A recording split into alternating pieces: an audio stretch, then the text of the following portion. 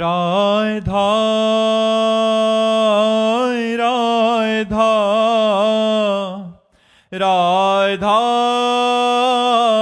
राधा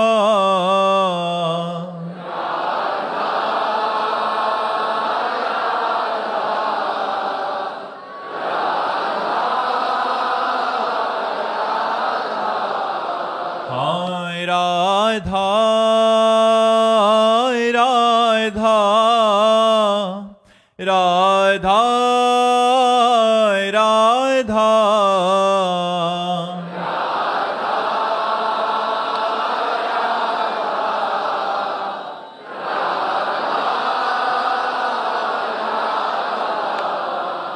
राधा राधा राधा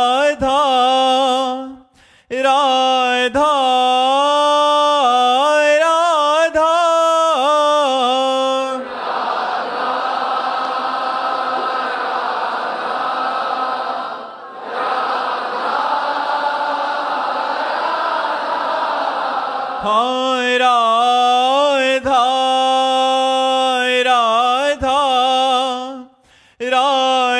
राधा राधा राधा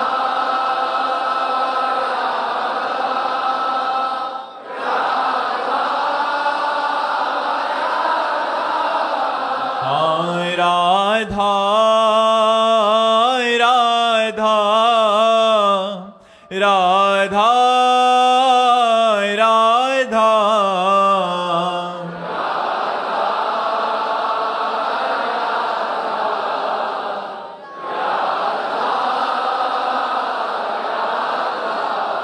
हाय राधा राधा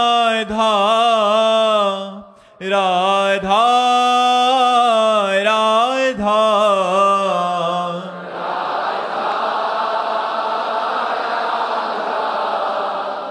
राधा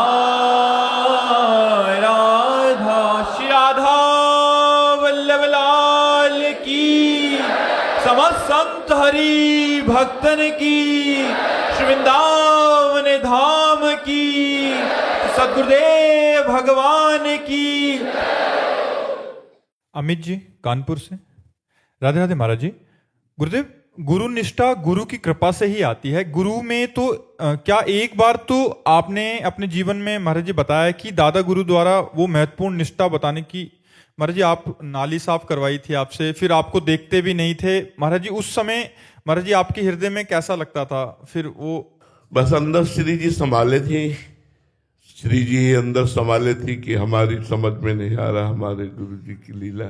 कुछ है जो मंगल है वो गुरुदेव भगवान आज्ञा कर रहे हैं। बड़ी कठोर वृत्ति उस समय, कठोर वृत्ति का तो गुरुजन कभी कभी कठोर वृत्ति भी धारण करते हैं। बस हमको इतना ही विश्वास रखना है कि डॉक्टर है, वो चीर फाड़ या कुछ भी कर तो हमें एक धैर्य रहता है कि कष्ट तो हो रहा है पर हमारा मंगल हो रहा है, क्योंकि डॉक्टर जो है चीर फाड़ वही करेगा जो हमें नुकसान देने वाला है। ऐसे ही जैसे हम डॉक्टर पर विश्वास करते हैं ऐसे हम गुरुदेव पर विश्वास करें। उनके द्वारा प्रत्येक क्रिया, प्रत्येक चेष्टा परम मंगल के लिए है। तुम्हारा तन, तुम्हारा मन, तुम्हारा प्राण, तुम्हारा धन, तुम्हारा सर्वस्व। जब गुरुदेव, इसीलिए सेवक जी महाराज ने कहा प्रथम सेवो गुरु के चरण, जिनया धर्म कहो सब करन, नाम प्रताप बताइयो। जो हरिवंश नाम अनुसरहु, निस दिन गुरु को सेवन करहु, सकल समर्पण प्राण धन, सकल समर्पण प्राण धन। और गुरु सेवा तज करे जबान, यह अधर्म यह सभान, कान नर सिकन में रहाय, गुरु गोविंद न भेद कराय, संतत सकल सुनो चितलाय, श्री हरिवंश प्रताप जस। प्रथम गुरुदेव भगवान के चरणों की सेवा करो जिन्होंने धर्म और नाम प्रदान किया।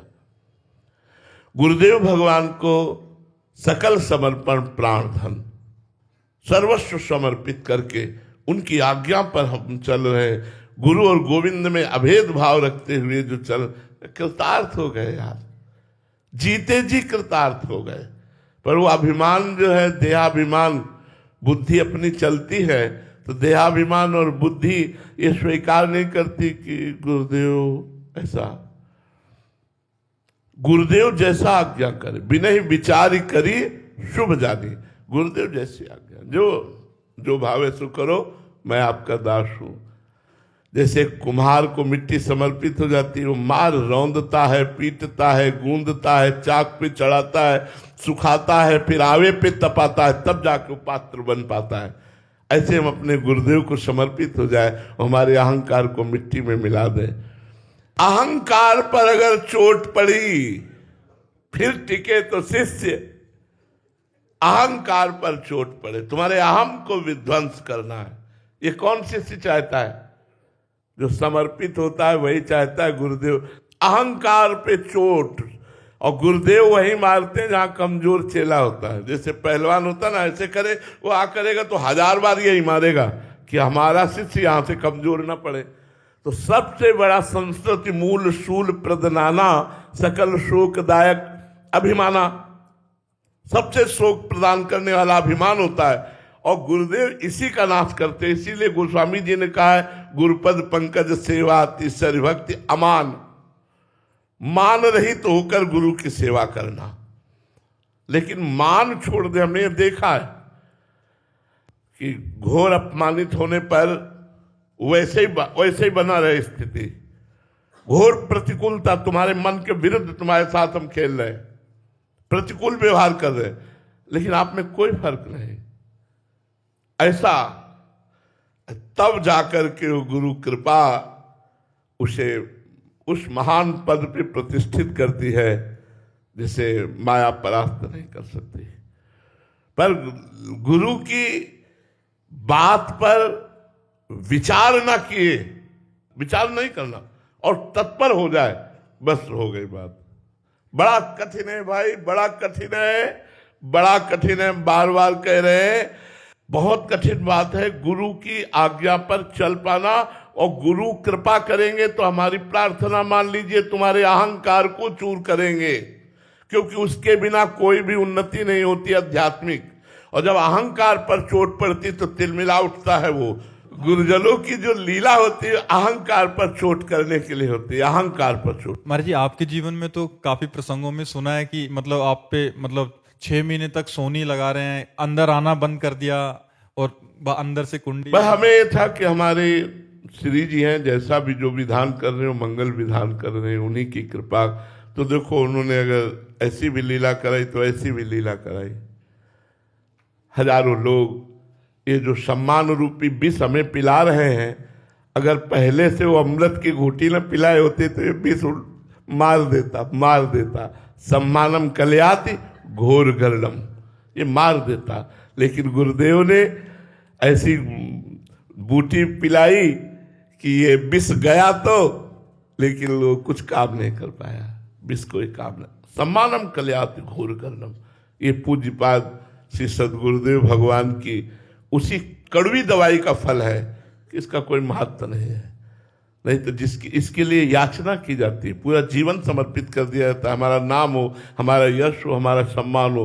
और सत्य आपसे कहते हैं, वृंदावन में बैठे कि मन यही कहता है कि ऐसी कौन सा दिन आएगा जब हमको कोई देखे ना, हम किसी को देखे ना काहू सो बोलिबो, ना कोई व्यवहार, अपनी कुंवर किशोरी को जियत निहार ना। पर जब सामने से भगवान इन रूपों में आए हैं तो फिर आदर सम्मान और उनके अनुकूल बात करना, नहीं तो मन नहीं कहता। ये गुरुदेव की कृपा, गुरुदेव की कृपा। बिना गुरुजनों की कृपा के साधन पथ पे रति नहीं होती और कभी दैन्यता नहीं आती। अहंकार का नाश गुरुदेव करते हैं।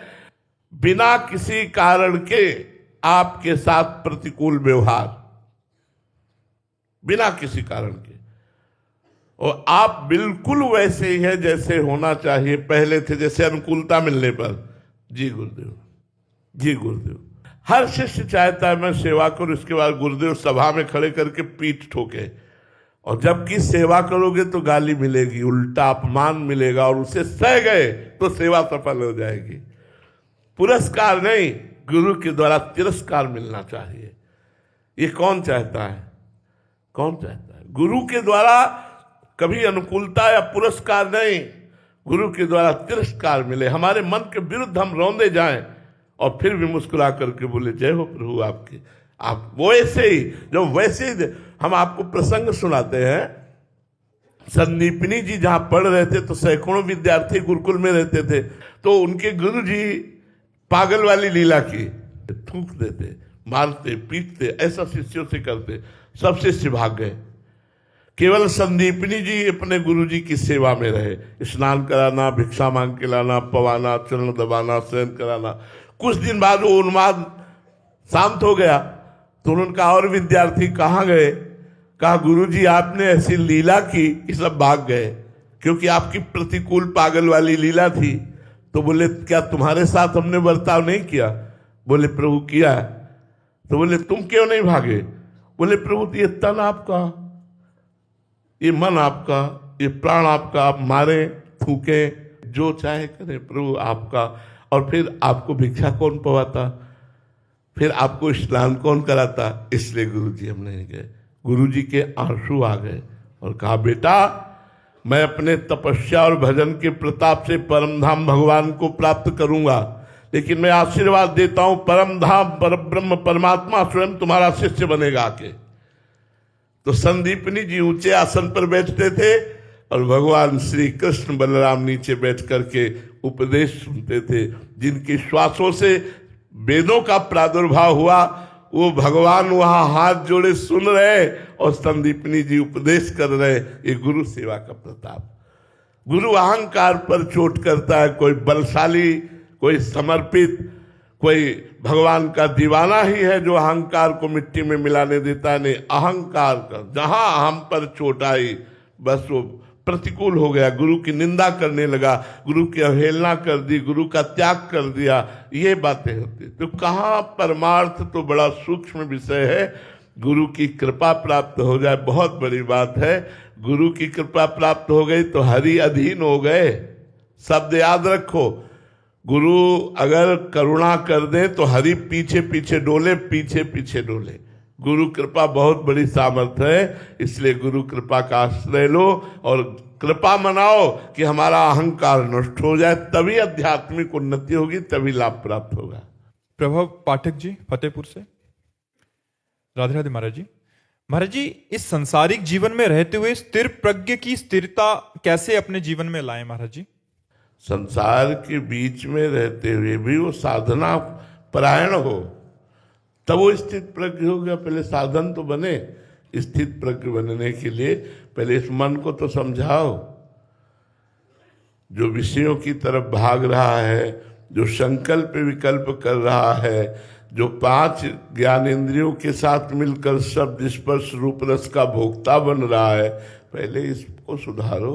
स्थित प्रज्ञ तो आप थे ही, हैं ही और रहेंगे ही।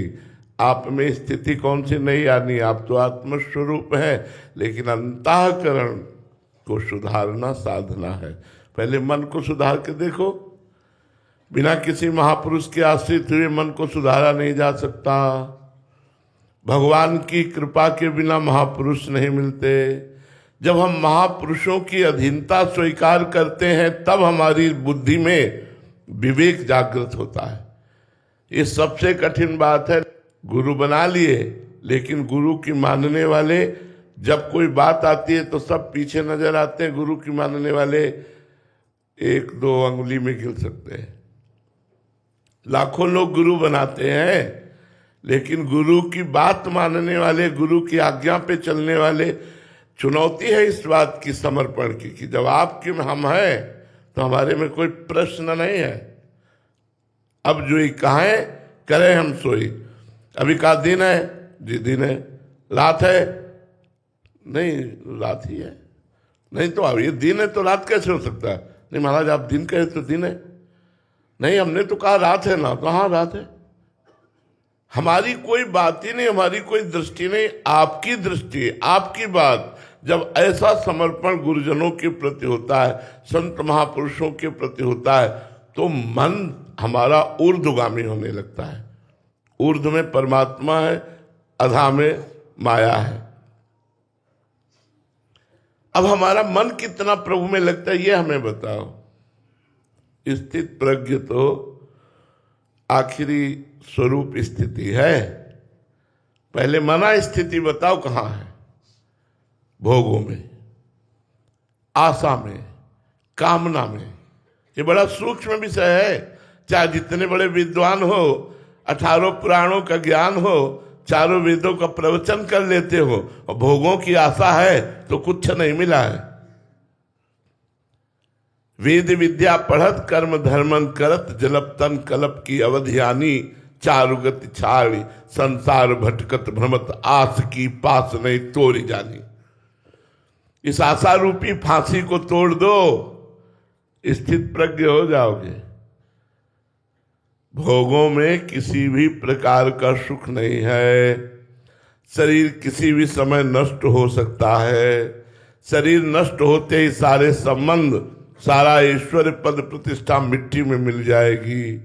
पहले बुद्धि को समझाओ, राग रहित करो बुद्धि को, मन को संकल्प विकल्प रहित करो, चित्त को भगवत चिंतन में लगाओ, अहंकार को गलित कर दो। अभी प्रज्ञा जाग पड़ेगी, अभी विशुद्ध ज्ञान जागृत हो जाएगा। ज्ञान होते ही जो हम हैं उसी का अनुभव हो गया, उसी को स्थिति कहते हैं। स्थिति प्रज्ञ जो हम हैं उसी का तो होता है, कोई नई चीज थोड़ी होती है। अभी हम अपने को शरीर मान रहे हैं, भोगों में रत है। स्थित प्रज्ञ ऊंची स्थिति है।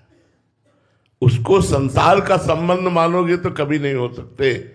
संसार शब्द से संबंध रखने वाला स्थित प्रज्ञ कैसे हो सकता है? जो भगवान में स्थित है, जो आत्म स्वरूप में स्थित है, वही स्थित प्रज्ञ है। जो शरीर राग में अभी वो तो, इसीलिए हम सबसे हाथ जोड़कर प्रार्थना करते हैं कि कलयुग में सर्व स्थिति प्रदान करने वाला भगवान का नाम है, और वो भगवान से भी बढ़कर है। भगवान से भी बढ़कर भगवान का नाम महिमा वाला है।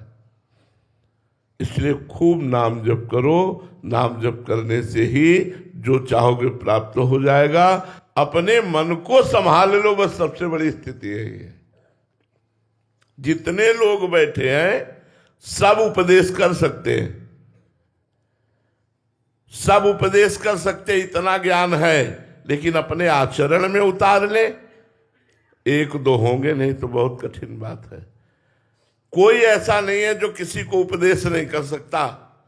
सबको पता है शरीर नाशवान, संसार नाशवान, यहां से मर के जाना है, कुछ साथ लेके नहीं जाना, राम नाम सत्य है, सब जानते हैं। लेकिन है स्थिति कहां? केवल भोगों में, केवल शरीर में, केवल मन की इच्छाओं में। ये कोई स्थिति है? ये कोई स्थिति है? और आप ना ईमानदारी से वृंदावन में बैठे हो, देख लो, इच्छाओं में विचरते हो या परमात्मा में, भोगों की कामनाओं से युक्त हो या मुक्त,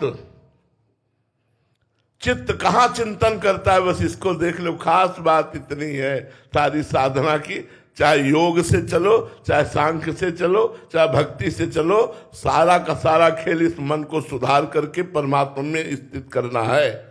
और वो सबसे कठिन बात है।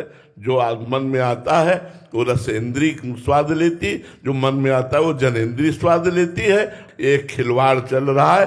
परमार्थ का पथ है मन और इंद्रियों का दमन करना, भोगों का त्याग करना, भगवान के लिए जलना, हृदय में ताप पैदा हो जाना, और उसी ताप में विरह उत्पन्न हो जाना, उसी विरह में भगवान का मिलन हो जाना। ए भाई, हमारी प्रार्थना, नाम जप करो, खूब नाम जप करो, पवित्र भोजन पाओ, पवित्र चिंतन करो, पवित्र आचरण करो, परम पवित्र भगवान के भक्तों का संग करो, कृपा हो जाएगी, मंगल हो जाएगा, जीवन कृतार्थ हो जाएगा। चाहे संसार में रहो, चाहे बाहर रहो, साधना करनी ही पड़ेगी। बिना साधना के अंतःकरण की स्थिति रहने से नहीं बदलती। आप देखो, कपड़ा से या कहीं रहने से मन थोड़ी बदलता है। मन को लगाना पड़ता है, अभ्यास के द्वारा लगाना पड़ता है, जलना पड़ता है, व्यथा सहनी पड़ती है। इसकी पिटाई अंदर की ऐसी होती है कि बस भगवान ने सुहाई देते हैं कि हे भगवान, आप ही शीतलता प्रदान कर सकते हो, अन्यथा नहीं। ये ऐसी व्यथा पैदा करता है जब ये भोगों का संकल्प करता है, जब ये संसार राग में आशा करता है। और फिर उसके बाद जब उसका विरोध करो तो जो जलन पैदा करता है वो कोई भगवत भक्त ही सह सकता, दूसरा नहीं सह सकता। वही जलन ना सहने के कारण हम भ्रष्ट हो जाते हैं, हम गिर जाते हैं, हम पतित हो जाते हैं। और जो उस जलन को सह गया वही परम पद का अधिकारी हो गया। यम ही न व्यथ्यन्ते ते पुरुषम पुरुषर सब सम दुखा सुखा धीरम स्वमृतत्वाय कल्पते। तो ये भैया पहले मन को संभालो, स्थित प्रज्ञ होना तो बहुत बड़ी बात है। सारिका छावड़ा जी सूरतगढ़ से। राधे राधे महाराज जी। महाराज जी, आपकी भजन साधना के आगे हमारा भजन तो राई भर भी नहीं है। इतने से भजन से ही हमारे मन एकांत चाहता है, संसार से इधर भागता है, दूर भागता है। महाराज जी, मेरा प्रश्न है कि आप कौन से भाव व किस बल से महाराज जी ये सब कर्तव्य पालन? हमारी भी सामर्थ्य नहीं, ठीक आप जो बोल रहे हैं, पर एकांत से भी ज्यादा हमारा कर्तव्य पर ध्यान रहता है। एकांत हमारे सुख के लिए है और कर्तव्य भगवान ने समाज के सुख के लिए दिया है। तो हम अपने एकांत के नियमों को धज्जियां उड़ाकर उनको तोड़ करके भी अपने कर्तव्य के पालन में लगते हैं। एकांत से हमें आत्म सुख प्राप्त होगा, लेकिन ये जो कर्तव्य दिया इससे लाखों को सुख प्राप्त हो रहा है। इसलिए लाखों के सुख के सामने मेरा सुख न्यौछावर है। इसलिए नहीं तो मन तो यही चाहता है कि ना काहू सो बोली वो, ना कोई व्यवहार, अपनी कुंवर किशोरी को जियत निहार निहार। सुने न काहू की कही कहे ना अपनी बात, नारायण व रूप में मगन रहे दिन रात। कोई हमसे बोले ना, हम किसी से बोले ना, कोई हमें देखे ना, हम किसी को देखे ना। अपने प्यारे के विधान के अनुसार जीऊं, ऐसी प्रबल इच्छा है। पर वो हमारी इच्छा है, पर भगवान की इच्छा। तो प्रभु आज्ञा जेहिका जस आई, सो तेहि भांति रहे सुख लाई। प्रभु की आज्ञा जैसी होती है। अब प्रभु मुखम करोति वाचालम पंगुम लंघयते गिरिम, वो ये करवाना चाहते हैं। जगत के लोगों को सुख मिल रहा है तो भगवान इस अज्ञानी से भी प्रवचन करवा रहे हैं, और भगवान इस अधम को भी आपकी सेवा के योग्य बना रहे हैं। तो हम भगवान के इशारे पर चलने वाले हैं। हम अपने मन के इशारे पर चल करके कुछ कर भी नहीं सकते हैं।